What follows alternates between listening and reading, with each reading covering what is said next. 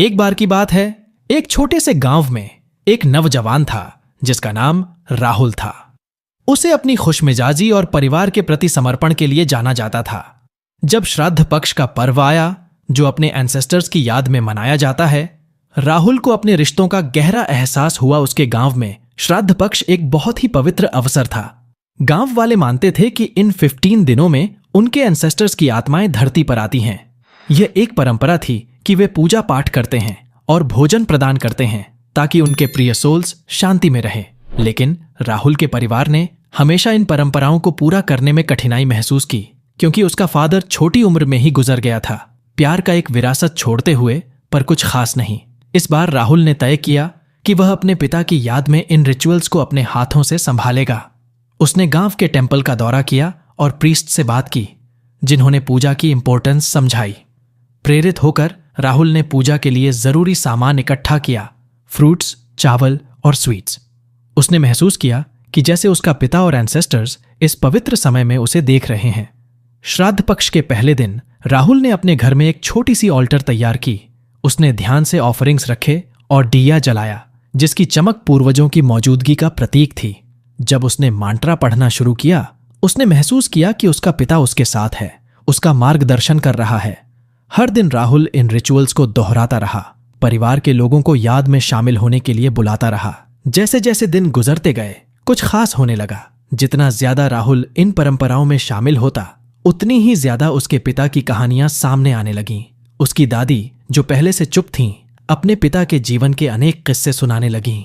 राहुल ने जाना कि उसके पिता ने कितनी डिफिकल्टीज झेली थीं और परिवार के लिए उनका प्यार कितना गहरा था।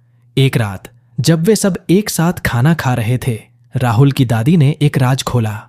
उसने बताया कि उसके पिता ने छुपा हुआ ट्रेजर छोड़ रखा था, लेटर्स जो उन्होंने अपने फ्यूचर के बच्चों के लिए लिखे थे, भक्ति और मार्गदर्शन से भरे हुए। राहुल ने इन लेटर्स को खोजने का तय किया। उसने पुराने ट्रंक और धुंधले बॉक्सेस तलाशी और आखिरकार एक पुरानी एनवेलोप मिली जो मेरे प्रिय पुत्र के लिए लिखा था। उसने कांपते हाथों से पत्र खोला और पढ़ने लगा।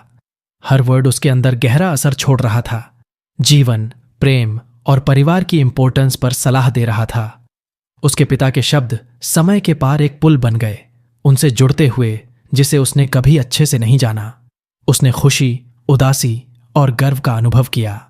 अपने पिता के ज्ञान से प्रेरित होकर राहुल ने श्राद्ध पक्ष के अंत में एक गैदरिंग का आयोजन किया।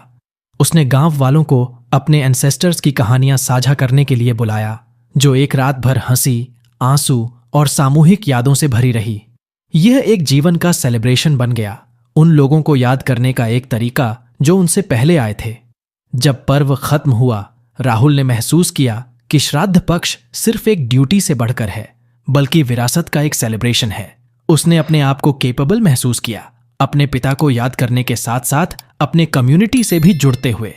इस अनुभव ने उसे सिखाया कि जबकि प्रिय लोगों की फिजिकल मौजूदगी धुंधली हो सकती है, उनकी आत्मा और शिक्षा उनके छोड़ने वाले लोगों के दिलों में सदैव जीवित रहती है। उस साल के बाद राहुल परंपराओं का प्रोटेक्टर बन गया, यह सुनिश्चित करते हुए कि श्राद्ध पक्ष सिर्फ एक समय नहीं, बल्कि प्रेम, याद और परिवार की अमर आत्मा का सेलिब्रेशन है। दोस्तों, अगर आपको हमारा यह वीडियो अच्छा लगा हो तो आप हमारे इस YouTube channel the story seekers को सब्सक्राइब करें और अपने दोस्तों के साथ शेयर करें।